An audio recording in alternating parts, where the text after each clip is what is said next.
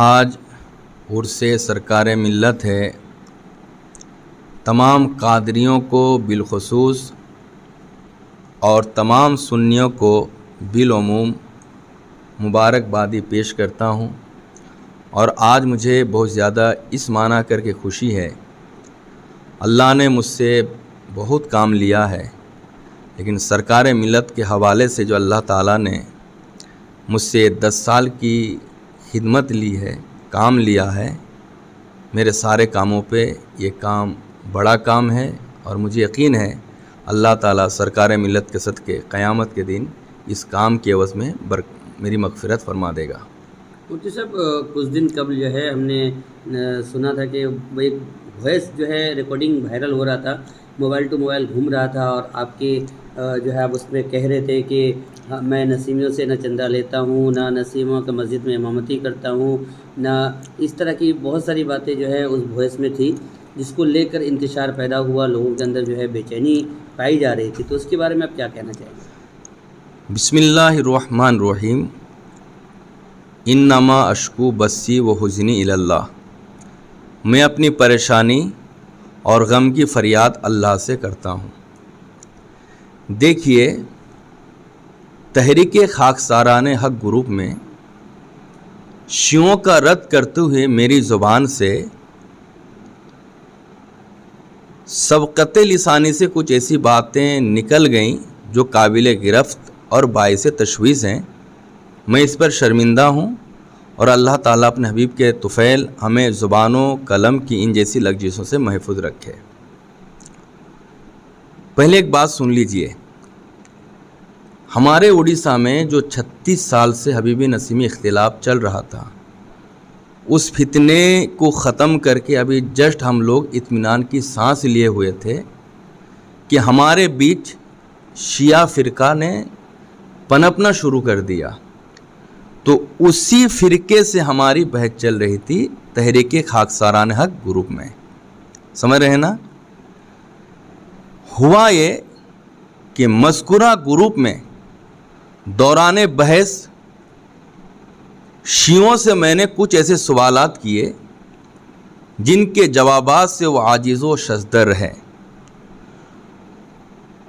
میں نے وہ جواب نہیں دے پائے، میرے خلاف زبان تان دراز کیے، اور اعلیٰ حضرت اور امیر معاویہ کی گستاخیاں کی، اور مجھ سے کہا کہ تم نسیمیوں سے کما کر معاویہ اور احمد رضا کی حمایت کرتا ہے، مجھ سے کہا۔ اس پر جواباً میں نے کہا، نہ میں نسیمی مدرسے میں پڑھاتا ہوں، نہ نسیمی مسجد میں امامت کرتا ہوں۔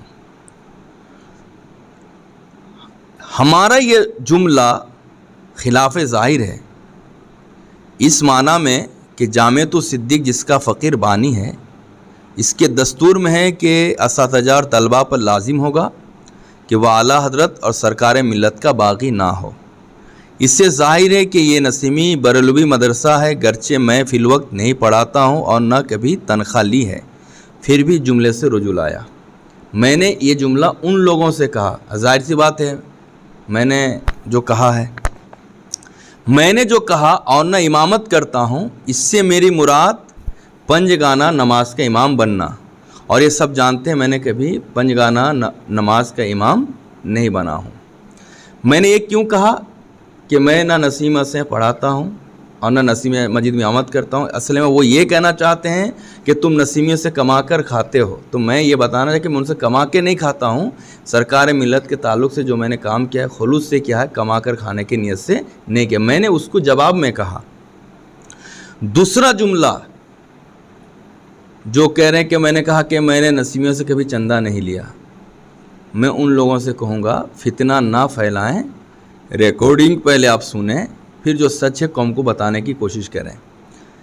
میرا دوسرا جملہ یہ ہے کہ نہ نسیمی چندے سے ادارے کو چمکاتا ہوں جو وائرل ہو رہا ہے، جو جملہ وہ یہ ہے، آج بھی میرا مدرسہ ان لوگوں کے چندے سے چلتا ہے جو تاج الشریعہ کے مرید ہیں۔ آخر تک میرے پاس جو اصل کلپ ہے اس میں صاف طور پر سنائی دے گا، میں نے کہا کہ میں نہ نسیمی چندے سے صرف ادارے کو چمکاتا ہوں، صرف کہا، یعنی خالی نسیمیوں کا چندے سے ادارہ نہیں چلتا ہے، مطلب ہے کہ اس میں تاج الشریعہ کے مرید بھی چندہ دیتے ہیں.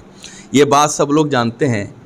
سرکار ملت کے تعلق سے جب جلسر میں سیمینار ہوا، اس سیمینار کے بعد کم سے کم 4-5 ہزار تاج الشریعہ کے وہ مرید جو نسیم سرکار سے دور تھے، وہ میری اس تبلیغ سے سرکار ملت سے قریب ہو گئے. وہ لوگ بھی ہمارے ادارے کو چندے دیتے ہیں.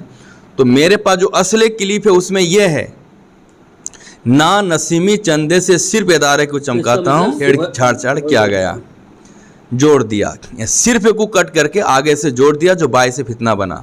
میں نسیمی چندے سے کیسے انکار کر سکتا ہوں جبکہ اس ادارے کے وجود میں نسیمی بھائیوں کا خون جگر شامل ہے. جب جامعہ کی چھت پڑ رہی تھی تو حافظ عبدالتوحید نے کہا کہ شرعاً جائز ہوتا خون دینا تو میں اپنا انگوٹھا کاٹ کر خون ڈال دیتا اس میں. جب مجھے کوئی جانتا نہیں تھا، حاجی ساحل صاحب اس ادارے کی تنخواہ خود سنبھال رہے تھے.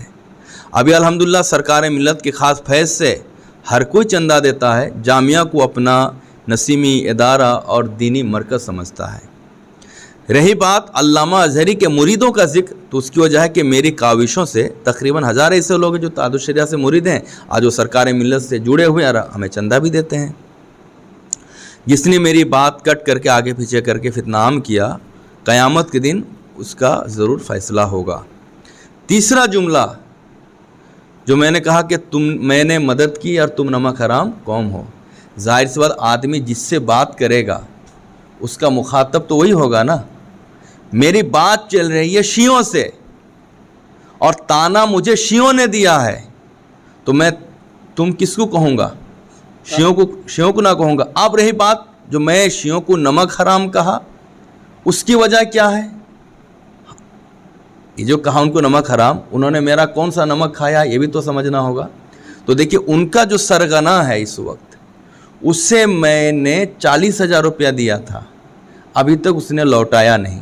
وہی آدمی جو ہے دوسرے کے ذریعے سے مجھ تک سوالات بھیجتا ہے اور پریشان کرتا ہے.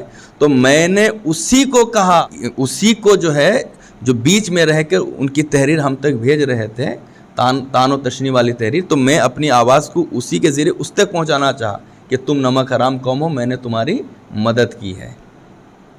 اب یہ پھر الگ کلپ ہے، اس کو اس سے جوڑ دیا اور ہیڈنگ کیا رکھ دیا کہ تاج الشریعہ سے پیسہ لے کے نسیمیوں کو گمراہ کیا.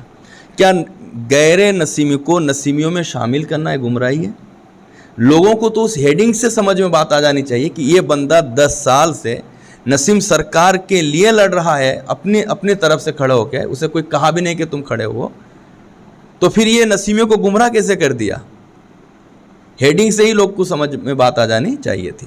دیکھیے، جب ہماری بات کو لوگوں نے کٹ کر کے وائرل کر دی، ایڈیٹنگ کر کے ایک گمراہیت کا ماحول پھیلانے کے لیے، تو اس وقت میں نے حضور ملت سید شرف الدین نیر قادری جو امجد شریف کے صاحب سجادہ ہیں، اللہ ان کی عمر میں برکتیں عطا فرمائے، ہماری زندگی کا ایک حصہ اللہ ان کو دے دے. میں نے حضرت سے مشورہ کیا تو حضرت نے کہا کہ کیا بھی آپ خاموش رہو، میں انشاءاللہ کچھ دن کے بعد معاملہ صحیح کر دوں گا.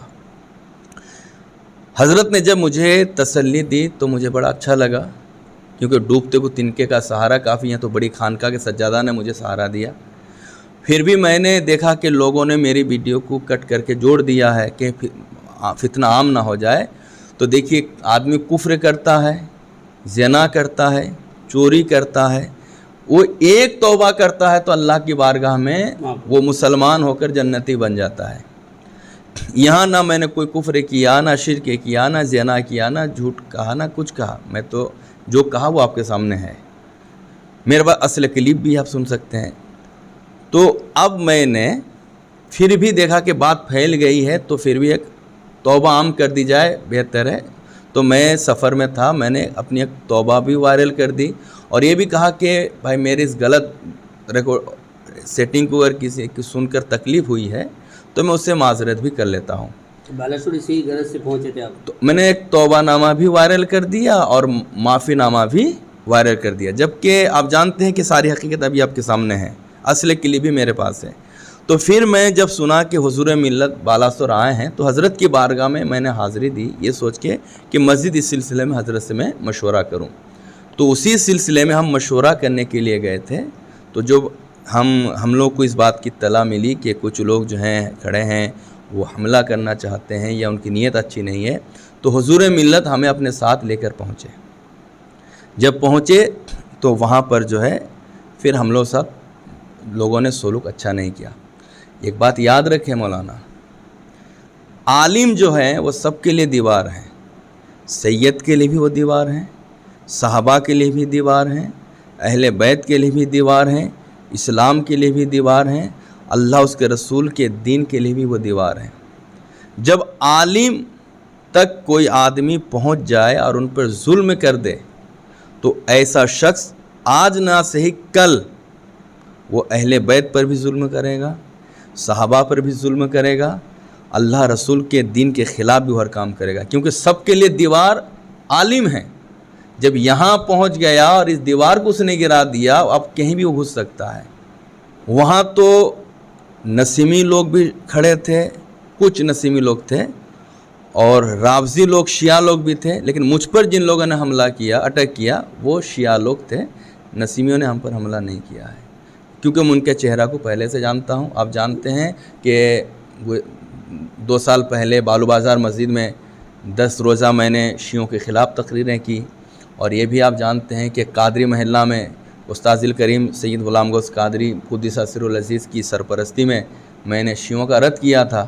تبھی سے وہ لوگ ہمارے پیچھے پڑے ہوئے, تو ان کو ایک موقع ملا, انہوں نے ظلم کیا. اور بات تو یہ ہے کہ حافظ عبدالتوحید پر بھی ظلم کیا. ان کا اس لیے سہارا نہیں لوں گا, اللہ فضل سے میری طاقت بہت مضبوط ہے, سمجھے گا نہیں, اللہ کا فضل ہے. سیاسی طاقت بھی ہے, عوامی طاقت بھی ہے. میں چاہوں تو آئین کا سہارا لے کے ان کو جیل میں بھر دوں, لیکن میں سرکار ملت کے مشن پہ قائم ہوں. انہوں نے دشمنوں کو معاف کر دیا ہے, میں بھی اپنا معاملہ اللہ کے حوالے کر دیا ہے.